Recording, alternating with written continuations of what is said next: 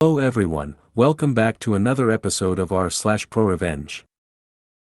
In today's episode, I help someone get revenge on their gold-digging ass of and so. Live in a rental for over a year without paying rent. Good luck in jail. Hippity hoppity, this is no longer your property to manage. Before we get started, make sure to subscribe so you will never miss a video. So let's get started. I help someone get revenge on their gold-digging ass of and so. This happened some years ago but was just reminded of it, so here you go Reddit. I worked as a front desk agent in a large luxury hotel chain for some years. One particular hotel I worked at was located really close to the downtown area, and so we got a large number of young, very wealthy, business people who loved to party. I usually worked the second and third shifts, which meant I got to see loads of drunken hookups, breakups, cheating, hookers, and more. This particular one though, this is one I will never forget. I was working at the desk when a group of young, well-dressed men come walking in. They've all clearly been drinking, but aren't so drunk that they can't walk right and hold a conversation.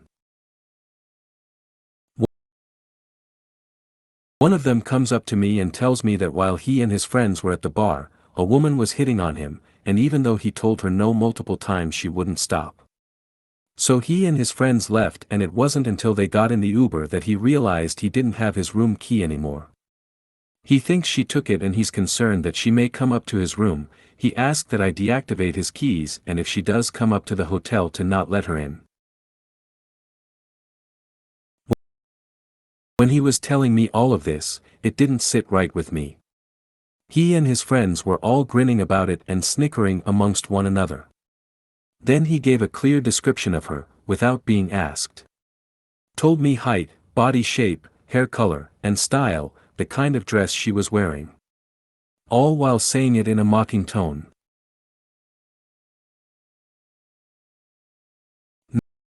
Now, this could have easily been because he thought the whole thing was ridiculous or was too drunk to take it seriously, but it really didn't sound right to me. Either way, I did as I was trained in that situation. I pulled up his reservation, deactivated the keys as requested, made him a new set when he showed me his ID, and even offered to move him to a new room if that would make him feel more comfortable. He and his buddies all laughed a little at that, and he declined, took the keys, and they went to their room. About an hour or so later, the woman he described showed up. Now, by this point, my relief for the night had also shown up and was sitting at the front desk while I was in the back office counting down my cash drawer. I hadn't had a chance to tell him about the woman. Just as I'm walking out of the back office with my bag and about to leave, I see my coworker buzz the doors open and the woman comes rushing in, cuts through the lobby and down the hall to the elevators. She was barefoot, holding her heels in her hands, and knew exactly where she was going. I rushed up to him and told him what the man from before had told me about her. My coworker looked at me confused. He then pointed to the screen that had the reservation pulled up and told me that when the woman arrived, she went to use the room keys and they didn't work. So he asked for her room number and last name. She gave both and her name is on the reservation. I looked at the reservation and down in the notes, there was a woman's name listed. The man from before was listed as the primary, but her name was listed as secondary with his consent to be in the room. I was confused. I thought maybe she wasn't the same woman he was talking about. But, to be on the safe side, I called the man in his room and told him the situation and that we allowed a woman, fitting that description he gave, to enter the building because she confirmed her name was on the room. He laughed, said he forgot her name was on the room and asked that I remove it. I was now super confused. I asked to make sure. Me? Sir, just to be clear, the woman you met at the bar tonight was with you at check-in hours ago and was allowed keys then, but now she is not. Him, laughs to all his friends in the room, aw, guys, I confused the poor girl. Gets back on the phone with me, yeah sweetheart, she's banned from the room. Don't worry about the other details, just take her name off. Me, I see. Then, if she isn't going to be on the room anymore, would you like us to call the police and have her removed from the property? Him, ha ha ha, whoa. That's too far there. Don't worry, she'll get the hint soon enough. We ended the call there and I got really suspicious of this. I told my coworker to not do anything and that I was going to stick around for a bit to see if anything happened. A short time later the woman came off the elevator, pouring tears, sobbing while on the phone with someone. She sat down in our lobby and my coworker and I tried to look busy while eavesdropping hard on her phone call. She was sobbing on the phone to her mom and sister. From what she told them, she was invited out to spend the week with her boyfriend meeting all of his old college buddies. This being their first night, they all met up for dinner and drinks. After a bit, she went to the restroom and when she came back she caught her boyfriend hitting on another woman. His friends all bet that he wouldn't do it. When she confronted him pissed off, he called her a bunch of names and humiliated her in front of his friends and the entire bar. All of his friends joined in on mocking her and he threw in her face that she was nothing without him and dumped her right there. He and his friends then took an Uber back and left her stranded at the bar with no money and no way back. She then had to use her phone's GPS and walk back to the hotel from the bar, barefoot, she had heels, and walking 2 miles in those was not going to cut it. She was asking her mom and sister for help as he wouldn't let her in the room to get her luggage or her wallet. My heart broke. I felt horrible.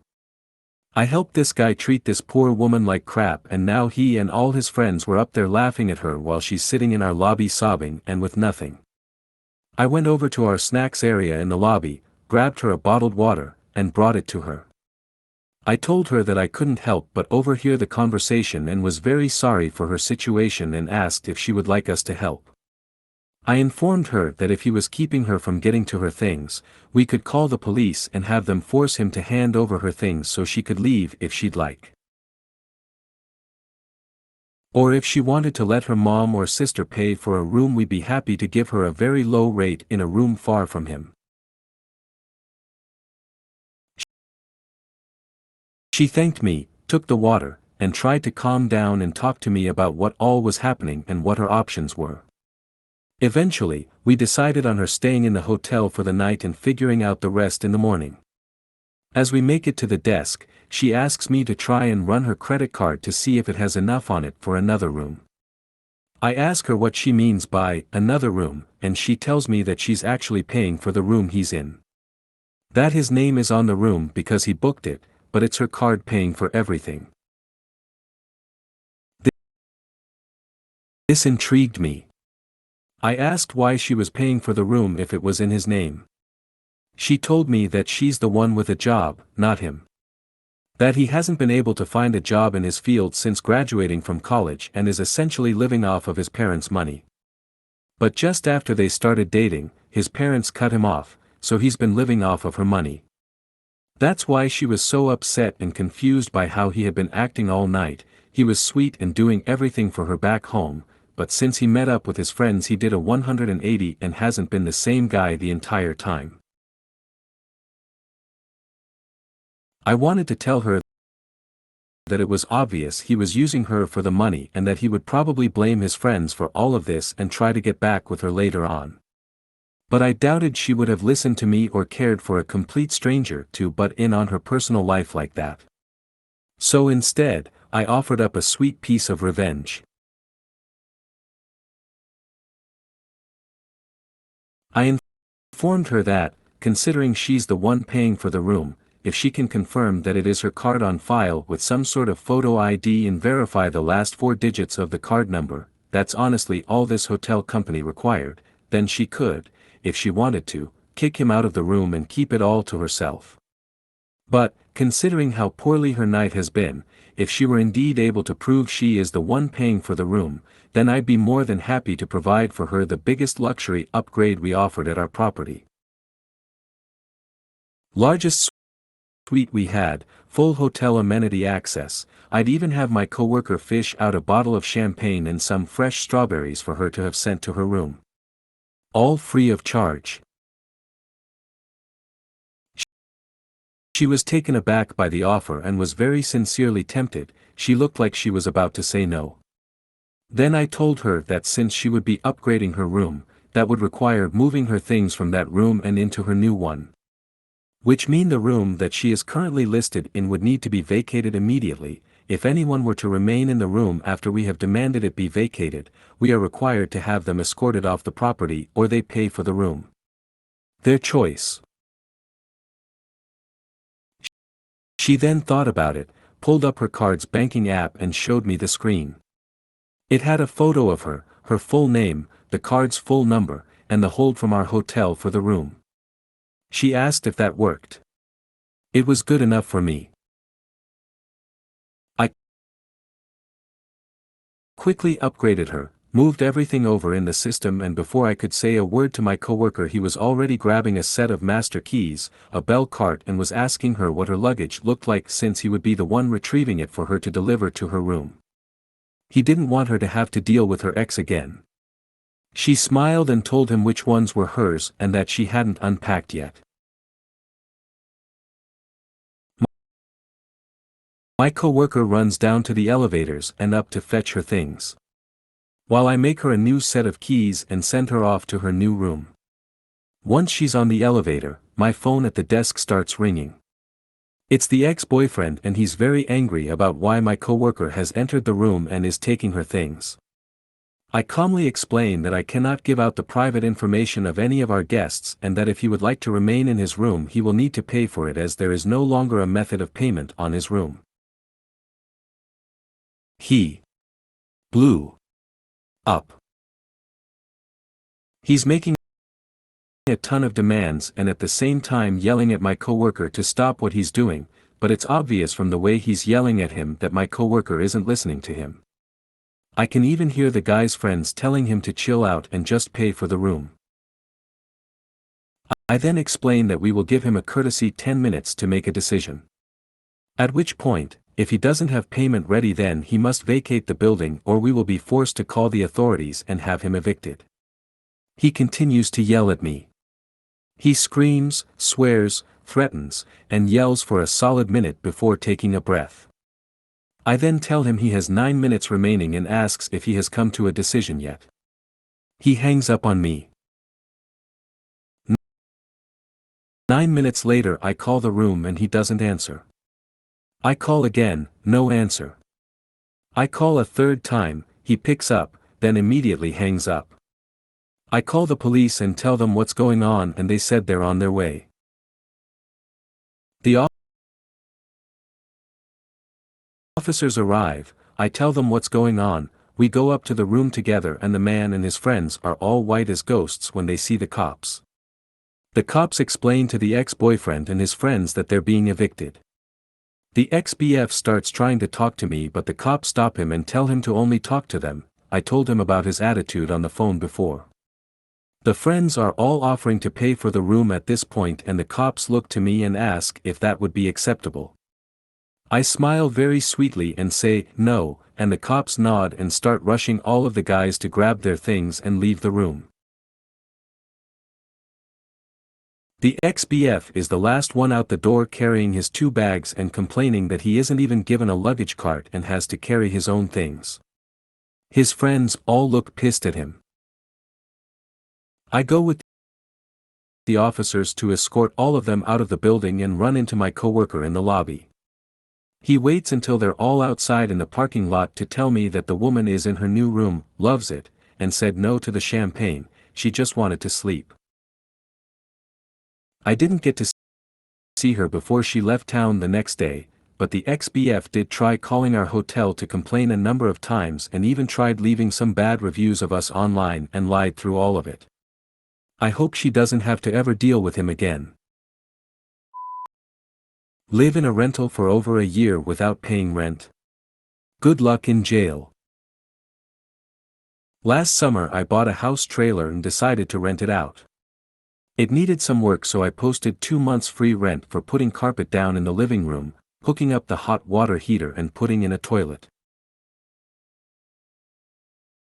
Got a nice couple with a newborn willing to do it. Great. No lease, month to month. No security deposit, and the rent was $450 a month. So they did the work, so I didn't ask for rent for 2 months. Everything was fine. Side note, there are a few little state laws that come into play. If you don't pay rent for 3 consecutive months, you are considered a squatter, which means the landlord doesn't have to fix the property and can actually padlock it and deny you entry. If you're on house arrest and get formally evicted, you could be violated for it. Also, you can be formally evicted even if you have already moved out, so the landlord can get rent due. Also, even though there are eviction bans, if it happened before the ban, then it can still go through.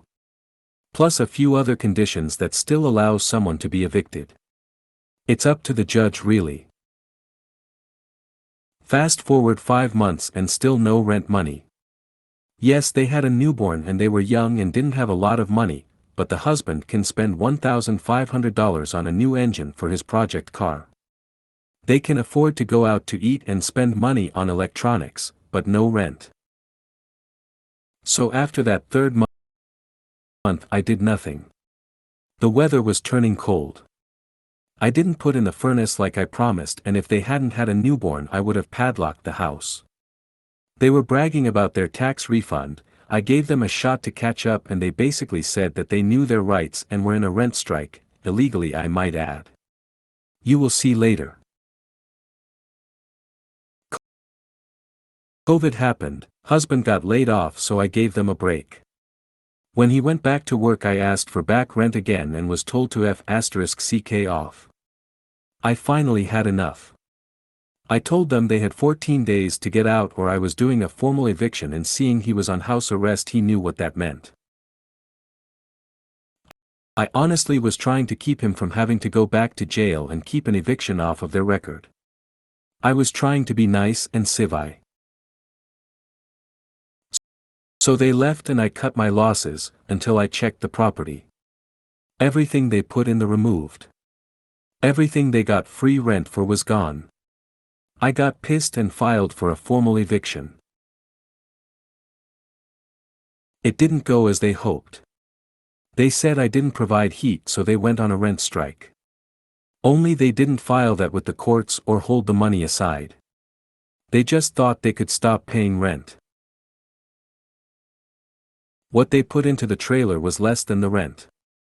The judge agreed with me that seeing they took everything I was due those 2 months' rent. And the biggest. He started slamming my character, so I said, "Well, you didn't tell me you were going to be going on house arrest when you rented the property." Before then the judge looked bored, but he perked up. He asked them if that was true, they responded that it was, and he was ready to make his ruling. I received 15 months back rent at $450 a month and $2,000 in damages because the way they removed the stuff they damaged a lot of things. As for him, the judge said he had no choice but to turn the eviction over to his parole officer. Fast forward to this month. His house arrest was violated and he was arrested. They actually had the nerve to ask me to speak on his behalf. I didn't. Ruling was his remaining 6 months are now being spent in jail. They have a bad eviction on their record and they owe me money. Know the law before you play the game. Hippity hoppity, this is no longer your property to manage. After graduating college, my girlfriend and I moved to a new state where she was accepted into an engineering program. We found a lovely garden apartment style complex that advertised 100 megabits per second internet speed included in the price among a few other amenities. When we met the property manager, he seemed strict but well-mannered, nothing out of the ordinary. Until we signed the lease. The first problem. Suddenly, walking into his office was not allowed without an appointment. I had come by to ask a question, saw him browsing social media, and figured he was as available as he made himself to us when we first came by, unannounced, to view a model apartment. Nope. He refused to answer my question and asked me to make an appointment via email. The second problem. The terms of our lease included an attachment to complete within 48 hours of accepting the keys that details all discrepancies within the unit. We submitted the attachment via email around the 40th hour. The property manager responded that the terms recently changed from 48 to 24 hours, and since we had passed 24 hours, we would be held liable for all found damages. When citing our copy of the lease, which explicitly stated 48 hours, he informs us that we signed an outdated copy and would need to make an appointment to come by the office and sign a new lease. The third problem. The internet speed was not 100 megabits per second as advertised. It was less than 15 megabits per second off-peak and about 5 Mbps on peak.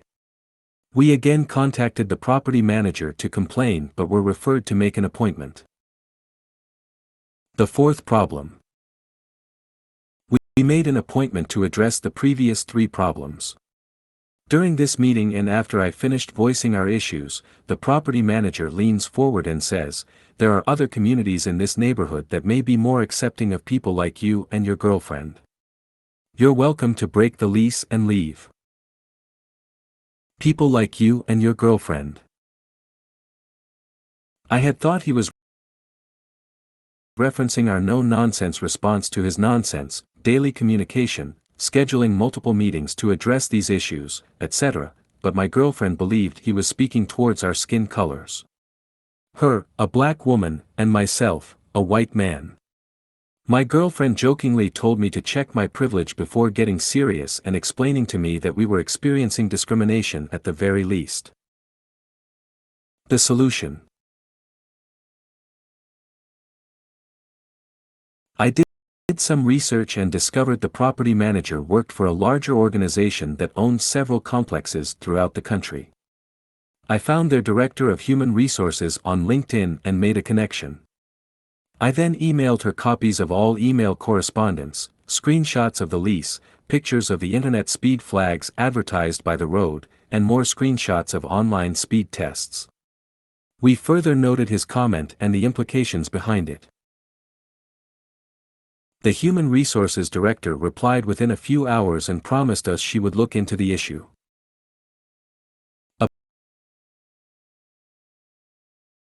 About 2 days later, the property manager called and asked us to come by his office at our convenience. We showed up near the end of the day, and sat down across from him. He then proceeded to ask us if we would be willing to write a letter stating we accepted his apology, despite not yet offering said apology, and in return he would credit us a month's rent, accept our damages attachment, and promise to have the ISP on site within a week to assess the internet issues.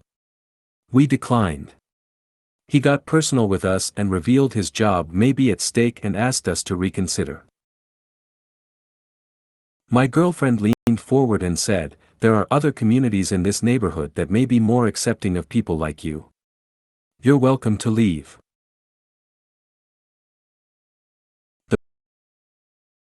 The property manager was replaced in a week with a super sweet older woman who not only gave us all the things the original property manager had promised, the 1-month credit, accepting the damages attachment and then further scheduling maintenance to fix said damages, having the ISP assess and upgrade the internet to promised speeds, but she also made it clear her office was always open for anything we may need.